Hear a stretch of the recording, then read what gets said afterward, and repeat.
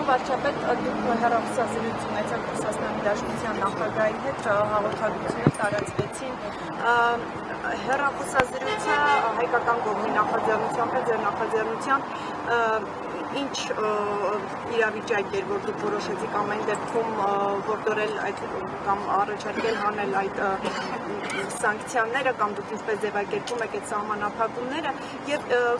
կարող ենք ասել, որ ըստ էության չստացվեց ձեր երկխոսությունը Ռուսաստանի նախագահի հետ, որովհետեւ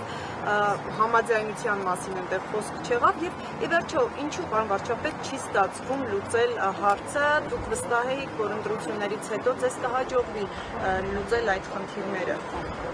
Նախ երկխոսությունը ստացվեց, որովհետեւ երկար խոսեցինք։ Ինչ վերաբերում է նախ երկխոսությունը առնվազն մի քանի հարցերի շուրջ մենք եկանք ընդհանուր ըմբռնման, որ Հայաստանի Հանրապետությունը ամենակարևոր հարցը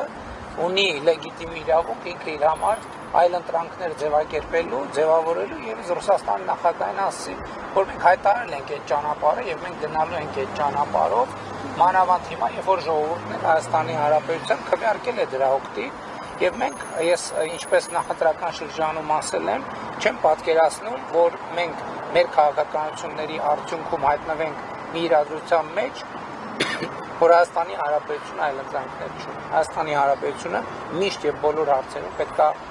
ունենա այլ ընտրանքներ եւ այլ ընտրանք չունենալու դարաշրջանը փակված է։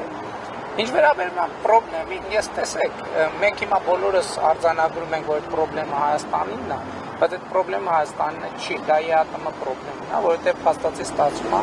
որ եվրասիական տնտեսական քննությունը կապվածահար է եւ չի աշխատում։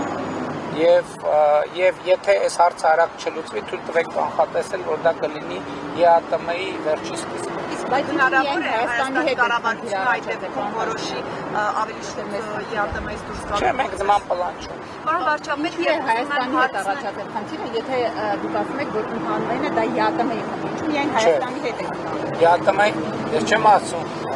Հայաստանի հետ առաջացել է ձեզ հայտնի հանգամանքների պատճառով, որովհետև Հայաստանի Հանրապետությունը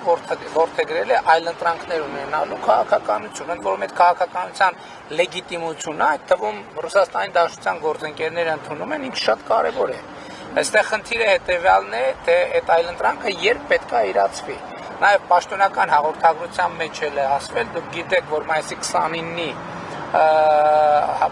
29-ին ԵԱՏՄ անդամ երկրների 4 երկրների ղեկավարներ ընդունել են հայտարարություն, որտեղ կամ պաշտպանել են Եվրամիության անդամագրվելու հարցով Հայաստանում հանրաքվե անցկացնելու իրադրությունը, ինչը վատ չէ։ Այսինքն այդ օրակարգի լեգիտիմությունը ընդունել են, բայց ես ուզում եմ հստակ նաև Ռուսաստանի Դաշնության նախագահին եմ ասել, որ հանրաքվեն չի կարող տեղի ունենալ առանց դրա առարկայի ներկայության։ Հետևաբար այդ հանրաքվեն անցկացնելուց առաջ մենք առնվազն պետք է դիմաց լինենք Եվրամիությանը անդամագրվելու հարցով եւ այդ օրակարգը պետք է այլընտրանքը պետք է Ես եկեք